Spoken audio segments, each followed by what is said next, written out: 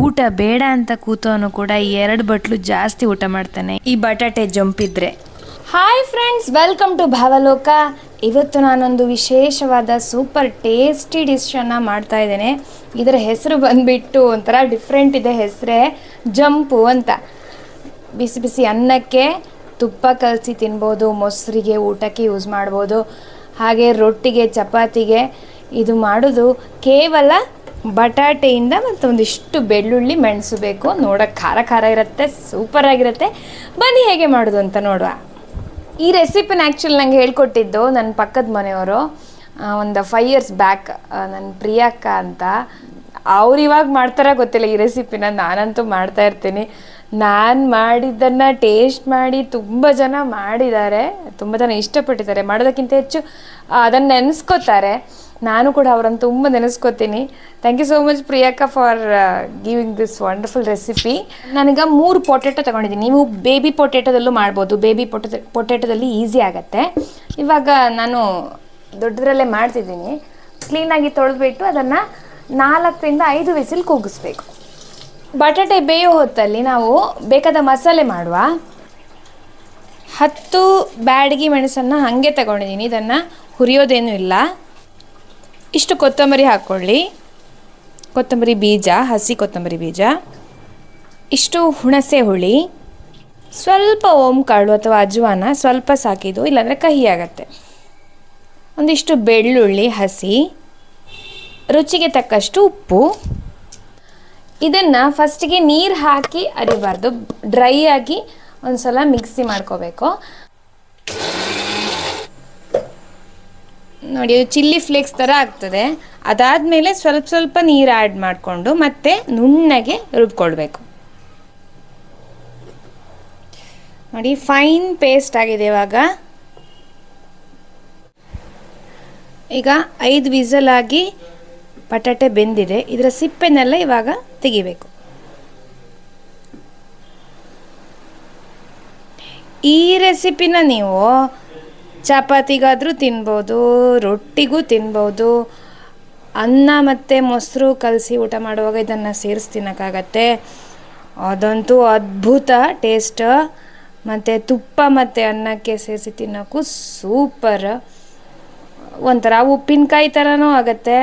ಹಾಗಂತ ಅಷ್ಟು ಖಾರ ಇರಲ್ಲ, ನೋಡೋಕ್ಕೆ ಕೆಂಪಿರುತ್ತೆ. ತುಂಬ ಟೇಸ್ಟಿ ರೆಸಿಪಿ ಅಂತಲೇ ಹೇಳ್ಬೋದು. ನೀವು ಇದನ್ನು ನೋಡಿದರೆ ಖಂಡಿತ ಮಾಡ್ತೀರಾ. ಇದನ್ನು ಈಗ ಕಟ್ ಮಾಡ್ಕೊಳ್ಬೇಕು. ತುಂಬ ಮ್ಯಾಶ್ ಆಗಬಾರ್ದು, ಅದಕ್ಕೆ ಯಾವಾಗಲೂ ಚೂರಿಯಲ್ಲಿ ಮಾಡೋದೇ ಬೆಟರ್. ಕೈಯೆಲ್ಲ ಚೆನ್ನಾಗಿ ಬರಲ್ಲ. ತುಂಬ ಸಣ್ಣ ಪೀಸ್ ಮಾಡಬಾರ್ದು, ಇಷ್ಟು ದೊಡ್ಡ ಇರಲಿ. ಕಡಲೆ ಎಣ್ಣೆ ಅಥವಾ ಸೂರ್ಯಕಾಂತಿ ಎಣ್ಣೆನೂ ತಗೋಬಹುದು. ನಾನಿಲ್ಲಿ ನೆಲಗಡಲೆ ಎಣ್ಣೆ ತಗೊಂಡಿದ್ದೀನಿ. ತೆಂಗಿನ ಎಣ್ಣೆಯಲ್ಲಿ ಚೆನ್ನಾಗಾಗಲ್ಲ. ಸೊ ಯಾರು ತೆಂಗಿನ ಎಣ್ಣೆ ಮಾಡ್ತಿರೋ ಅವ್ರು ಇದನ್ನು ತೆಂಗಿನ ಎಣ್ಣೆಯಲ್ಲಿ ಮಾಡಬೇಡಿ. ಅದಾದಮೇಲೆ ಒಂದು 1/4 ಗ್ಲಾಸಿನಷ್ಟು ಎಣ್ಣೆ ಹಾಕಬೇಕು. ಯೂಶ್ವಲಿ ನಾವು ಒಂದು 3-4 ಟೇಬಲ್ ಸ್ಪೂನ್ ಹಾಕ್ತೀವಿ. ಇದೊಂದು 1/4 ಗ್ಲಾಸಿನಷ್ಟು 1/4 ಕಪ್ ಆಗುವಷ್ಟು ಎಣ್ಣೆಯನ್ನು ಹಾಕ್ಕೊಳ್ಬೇಕು. ಅಷ್ಟು 10 ರಿಂದ 12 ಬೆಳ್ಳುಳ್ಳಿಯನ್ನು ಹಾಕಿದ್ದೀನಿ. ಇದು ಚೆಂದ ಫ್ರೈ ಆಗಬೇಕು ಫಸ್ಟು. ನೋಡಿ, ಬೆಳ್ಳುಳ್ಳಿಯ ಕಲರ್ ಚೇಂಜ್ ಆಗ್ತಾ ಇದೆ. ಇದು ಕೆಂಪಾದಮೇಲೆ ನಾವು ಕಟ್ ಮಾಡಿದ ಪೊಟೆಟೊ ಹಾಕಬೇಕು.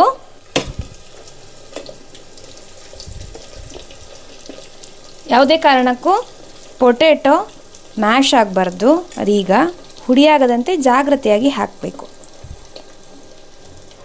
ಇದನ್ನು ಅವಾಗವಾಗ ಕೈ ಆಡಿಸ್ತಾ ಇರಬೇಕು, ಇಲ್ಲಾಂದರೆ ಅದು ಅಡಿ ಹಿಡ್ಕೊಳ್ತದೆ. ಇದೀಗ ನೋಡಿ ಕಲರ್ ಚೇಂಜ್ ಆಗಿದೆ, ಫ್ರೈ ಆಗಿದೆ. ಇನ್ನು ನಾವಾಗ ಪೇಸ್ಟ್ ಮಾಡಿಟ್ಟಿದ್ದೇವಲ್ಲ ಅದನ್ನು ಹಾಕಬೇಕು. ಇದು ಹಾಕುವಾಗ ಒಂದು ಪರಿಮಳ ಬರ್ತದೆ. ಮನೆಯ ಹೊರಗಡೆ ಇದ್ದವರಿಗೆ ಗೊತ್ತಾಗ್ತದೆ ಜಂಪ್ ಆಗ್ತಾ ಇದೆ ಅಂತ. ಎಲ್ಲಿದ್ದದಕ್ಕೆಲ್ಲ ಸ್ವಲ್ಪ ನೀರು ಹಾಕಿ ಪುನಃ ಅದನ್ನು ಹಾಕಿ ನೋಡಿ. ಇವಾಗ ಕುದೀತಾ ಇದೆ. ಇದು ಹೀಗೆ ಕುದೀಲಿ. ಒಂಥರ ಗ್ರೇವಿ ಥರ ಇದೆ ನೋಡಿ, ಚಟ್ನಿ ಥರನೂ ಆಗುತ್ತೆ. ಊಟಕ್ಕೆ ಚಟ್ನಿ, ಚಪಾತಿಗೆ, ರೊಟ್ಟಿಗೆ ಗ್ರೇವಿ, ಸೂಪರ್ ಫುಡ್. ಏನು ಟೇಸ್ಟ್ ಗೊತ್ತಾ, ಘಮ್ ಅಂತ ಪರಿಮಳ ಬರ್ತಾ ಇದೆ.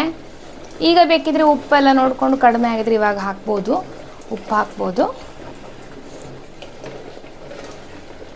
ಇದನ್ನೊಂದು 5 ನಿಮಿಷ ಕೊದಿಲಿ ಹಿಂಗೆ. ನೋಡಿ ಇದೀಗ ಆಗಿದೆ, ಇನ್ನಿದನ್ನು ಇಳಿಸುವ.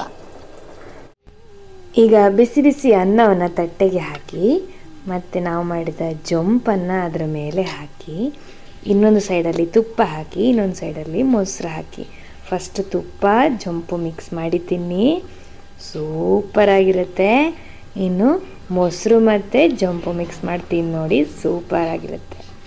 ಟ್ರೈ ಮಾಡಿ. Thank you so much for watching this video. Love you.